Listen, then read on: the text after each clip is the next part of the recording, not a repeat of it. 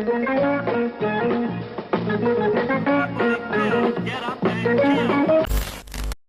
I can think of one other alternative. I can think of another alternative, yes. Since they seem to congregate in heavily populated areas, and since we haven't touched upon our nuclear resources, why don't we drop bombs in all the big cities? You're probably serious. I'm deadly serious. What are the choices? They won't run out of food, young lady. That's the problem, you see. And they won't run out of food while we're still alive. These kind of things out. You know, the things that you're talking about here sound like just a bunch of people talking. This is not political rhetoric. We're not fighting. This is not the Republicans versus the Democrats. They've got us in the hole economically, or we're in another war.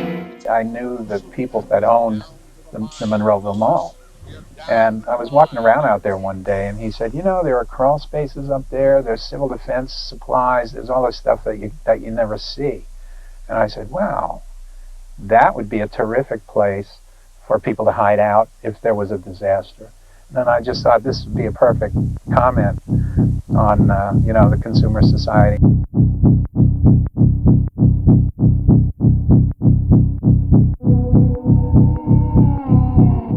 People often ask me, what's my favorite horror film? To me, that's an easy answer. While Jaws to me is the greatest film of all time, the love and admiration that I have for George Romero's Dawn of the Dead will forever remain with me. It's a horror film way ahead of its time. Think of it as a time capsule, a zeitgeist perfectly immortalized on film. These days, it's unheard of for a major studio to give a director the creative freedom he needs to make a movie the way he wants it, without getting the studio involved. You see, Romero, he didn't play by anyone's rules. For a director to have creative freedom, that's everything. A perfect example is Romero's Night Riders. In that film, Billy, played by Ed Harris, he leads a medieval reenactment group as they struggle to stay together during the pressures of the outside world, especially Hollywood when they come a knock. Billy fights hard to keep his family intact. Billy is having a hard time accepting the days of independence just might be over. His closest friends and allies lured away by the promises of rich, fame, fortune, and of course, the women. You see, in this scenario, Billy is George Romero, fighting for his creative freedom. Dawn of the Dead is the perfect example of a film made away from the big studios. A perfect example of this, the character of Roger, played by Scott Reiniger, who at one point in the film grabs a jacket from one of the rack fixers and ties it around his waist. Somewhere during the course of the movie, Roger loses his jacket without explanation, a bad continuity error. Romero wanted to correct this. What did he do? He went to his friends, the great Tom Savini. George pretty much asked on the fly, we need a way to kill somebody. So what do? Savini suggested, how about we take a screwdriver and impale it into a zombie's ear? Sounds quite simple, but when it's practical, yeah, you got all that fake blood gushing into the actor's head. That actor being John Harrison, who would later go on to do the score for Day of the Dead, in case you did not know that.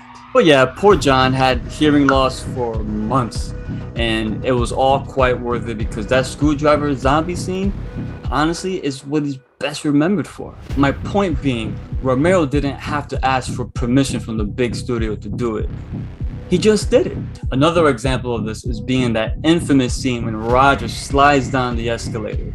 And that's just a scene where Roger, the actor, Scott Reiniger, just went up to George and was like, hey, why don't I just slide down the escalator? So they did it in one take. And I think, again, a very memorable scene. You can't script stuff like that sometimes. You just got to be there at the moment and kind of improvise. And a lot of times, directors don't like that. When the actor comes up to you and gives you a suggestion, more often than not, they're going to turn you down. Now, George always listens to anybody. If you have an idea and present it to him, he's going to listen. He won't always use it, but he will listen. And if he likes it, you best believe it's going in film. That wouldn't fly in today's age of filmmaking. It just won't. Romero, he didn't just have a team. He had a family. Go back and watch his earlier films. You're going to see the same cast of not only actors, but crew members as well. I mean, it was literally a family. When George got a script that was approved to be made into a film, what did he do first? He called his friends. And that's how these movies were made. You can just see the passion and how much fun they had making these films. And it shows in the final product of this movie. Now, what I love about Dawn of the Dead, it's this small cast of characters, this intimate cast of just 4 main characters we get, and we get to spend enough time with them from beginning to end. And by the end of the film, we're almost part of that family. Movies these days, they don't really go for that no more. They just want a big, large cast of characters, so they have a body count. They have a lot of red shirts to kill off. But when characters get killed in this film, you feel it. These characters stick with you long after the film is over. The characters are strong, but quite flawed in various ways. The aforementioned Roger is the brave firecracker with a short fuse. This character was ultimately done in by his own arrogance. Peter Washington is arguably my favorite film character of all time. That's right, Peter played to perfection by the amazing Ken Foree, one of my heroes of cinema. He's smart, tactical, physical, crafty, and just a downright badass. Not to mention he's a great leader. If your boy Ricky Grimes is ever stuck in the zombie apocalypse, I want Peter by my side. He also has the best lines in the film. Oh boy, and then there's Steven, Flyboy, played by David Emge. This fucking guy. I have lots to say about Steven, but we're gonna save that for a little bit later. Finally, we have Fran, Steven's girlfriend. Franny was a strong character who refused to sit back and do nothing other than complain about spam. Fran was played by the actor with the least experience in the film, Galen Ross, who was also in Creepshow. Let's talk about the story. We pick up soon after society is beginning to collapse due to the surging zombie apocalypse. Lots of classic lines sprinkled all over this scene, and let's not forget George Romero's cameo as well. The editing throughout the scene is pure Romero. It's chaotic. Everyone just yelling and screaming at each other. The soundtrack is also brilliant in this sequence because it's used to guide us along the various erratic cuts until it's time to move on to the next scene. We're certainly glad that you came to the show tonight, and we hope you're enjoying it thoroughly. Real enjoyment, of course, includes the outstanding feature films we offer and the outstandingly good refreshment you always find at our concession stand. If you haven't visited us yet, come on over. There's plenty of time to relax, refresh, and to select the foods and beverages you'll want to enjoy during the show. Let's talk about the projects. Meanwhile, Roger is doing his best to keep it all together. A young officer is fatally shot right next to him, right after Roger said it's gonna be alright. I guess it wasn't. Now this motherfucker Wooly, he was a problem. You see, Wooly went berserk and pretty much started blasting at everyone. This guy's dialogue was also super offensive. The shit this dude was saying would not fly in today's environment. This is the money shot. One of my favorite head explosion scenes of all time. Yeah, it's cheesy, but they practically filled the dummy's head with everything from catering, and then you had Tom Savini come in with a shotgun, close range, and just blow it to shit. It was awesome! They just don't film movies like this no more, man. In fact, guerrilla filmmaking is what George was quite remembered for back in that era. Just shoot everything. It doesn't matter if it's going to be used in a film or not. Romero always had these cuts in mind when he did the films because he edited his own movies. So if there's something he saw that he could probably use as maybe as an insert a little later or a cutaway, he's going to film it. He filmed everything, and that's what I loved about George. Now, getting back, when Romero does his own editing, like I said, I'm not talking like Adobe Premiere Pro or Sony Vegas. The man was cutting film with scissors and taping that shit together. What a legend. Wooly is finally taken down by another SWAT officer. Of course, he's Peter and he becomes great friends with Roger. Now Roger and Steven, they're friends. And Steven just happens to be a traffic reporter and actually has a helicopter. Well, they stole it, you get the idea. Before Roger and Peter depart, they run into a one-legged priest who only wants safe passage. I love this character. The shit he was saying stuck with me for a very long time. Brilliant, yet haunting. I really want to know what happened to that character. I love shit like that. I don't need everything explained to me. Maybe you found another group and now they're holding out somewhere else. You just don't know, and you could paint your own picture in your head as to what happened to these characters. So Roger and Peter meet up with Steven and Fran, and they out. One thing I need to bring up is the score. The memorable soundscape that George put together for this film was pure brilliance. There hasn't been a better use of library music, mall tunes, and an original score all brought together to tell a story quite like this. With each passing scene, we get a different sound, whether it's the now iconic gonk or the scary bass lines from Goblin. The music made what this film is today.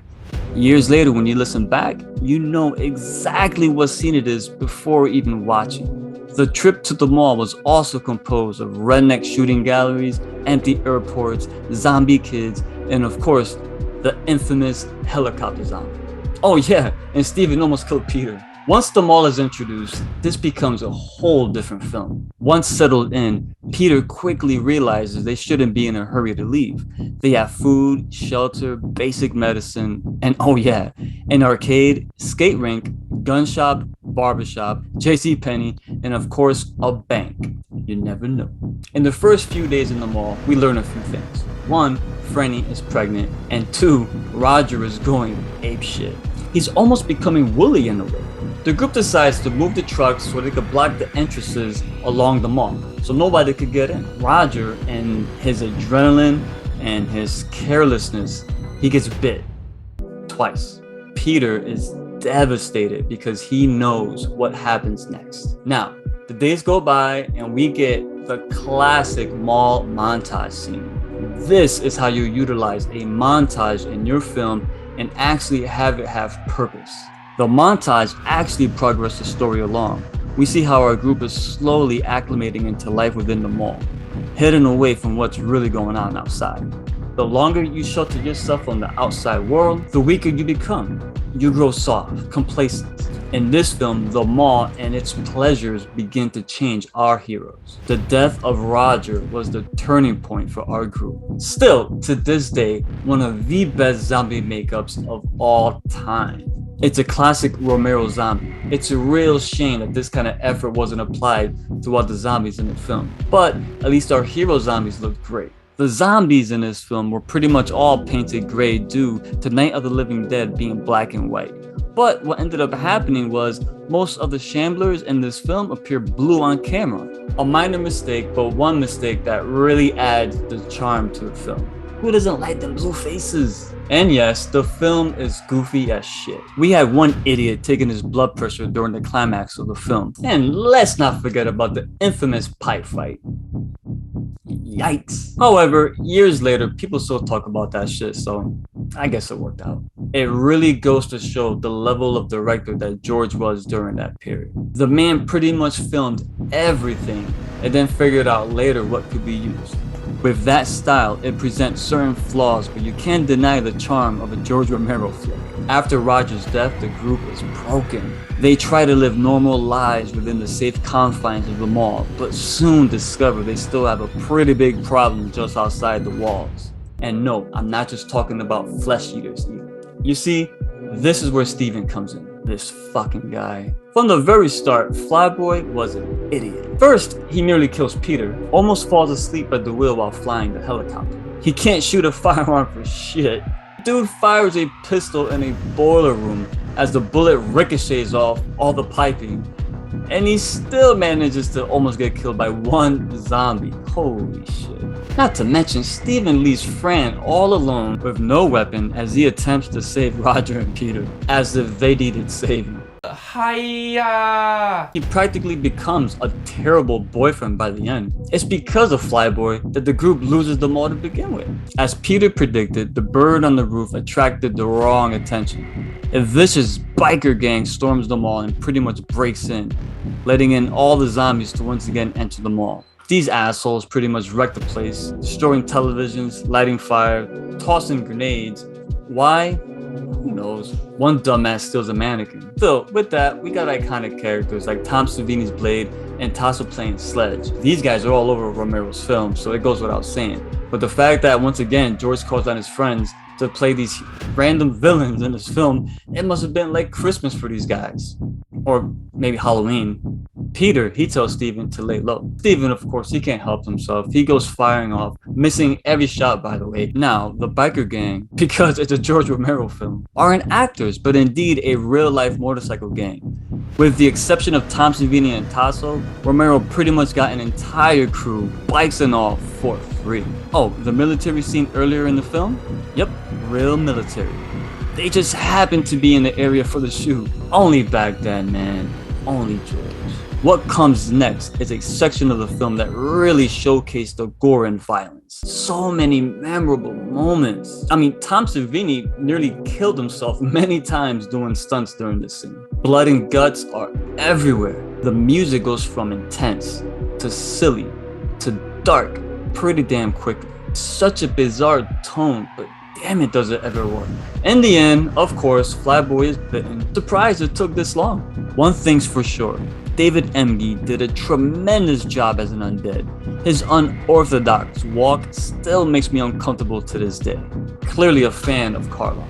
Even as a member of the undead, Steven was still an asshole. This fool led an army of zombies right to Peter and Fran. What was that line that Steven said earlier in the film? Why do they come here? Some kind of instinct, memory, what they used to do. This was an important place in their lives. Well, looks like Steven was right after all. And Peter shoots Steven and blood sprays the wall behind Flyboy's lifeless corpse. That was beautiful. Again, practical effects. Chef's kiss. In conclusion, Peter attempts to kill himself, but changes his mind. And what followed was some of the cheesiest stock music you will ever hear, but damn it, I love this so much. Peter reconnects with Fran, and the two fly off into the distance. Fun fact, the original ending had both characters committing suicide at the very end. I'm so happy George opted for the happy ending. I love these characters so much. Yes, even Steven. The group wasn't perfect, and that's alright. They still did pretty good in the end, all things considered. So, that's Dawn of the Dead, 1978, George A. Romero's finest, in my opinion. So why do I love Dawn of the Dead 78 so much? Well, it's a timeless film, and it's a social commentary as to where George Romero saw the world was heading towards. He was so ahead of his time in this film with his message that it doesn't feel forced or, as people would say now, woke. It ain't any of that. They're not trying to shove a message down your throat. It's just how Romero saw the world and where it was heading, and he just put it on film. And like I said, it's a timeless piece, and that's just one of the reasons why.